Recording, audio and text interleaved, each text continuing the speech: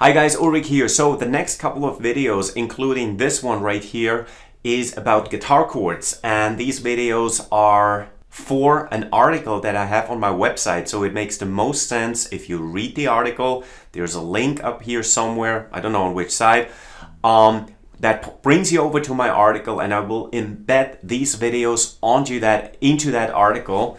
And again, it's all about chords. And in this video, it's going to be very short. I want to explain what an open chord is. You have probably heard that term before, open guitar chord. And I want to show you what that means, what that actually is, without going into too much theory and detail. So I'm going to zoom you in and explain everything. So the open guitar chord. As mentioned in the article on my website, we will want to talk about the A major chord. And this is just for example purposes, but an open chord means that one or more of the strings are being played without fingering them. And I know this is a really weird term, but in that context, it means you need those strings as part of your chord, but you don't cover them and you don't press on them with any of your fingers. Yet you play them because they're part of the chord.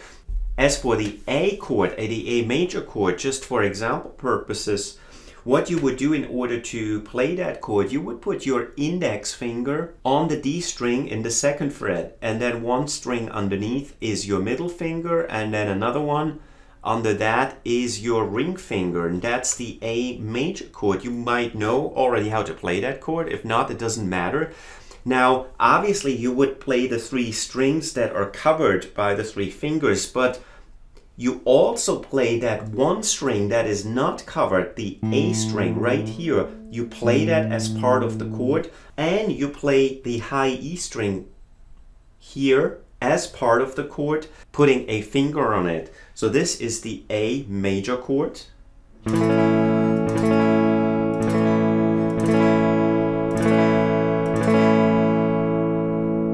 And you see there are two strings.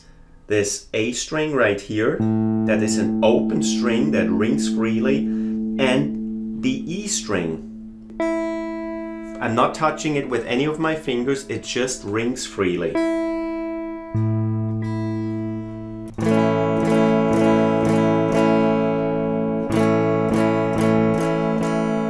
That's one example of an open chord. So again, whenever you play a string without covering it with any of your fingers of your playing hand, yet you play it because it's part of the chord, then you know you have an open chord. It could be one or more strings that just ring freely. So that was the simple explanation as to what an open chord is. I hope it was helpful. If you have any questions, please post them under the video below. Again, please read the article. There's much more about chords. This was just one part that we cover in the article, open chords, but there's obviously much more around chords, how they're being played, how to learn them, where to go in order to learn them, and all that kind of good stuff. So I'll see you in the next video. Please subscribe.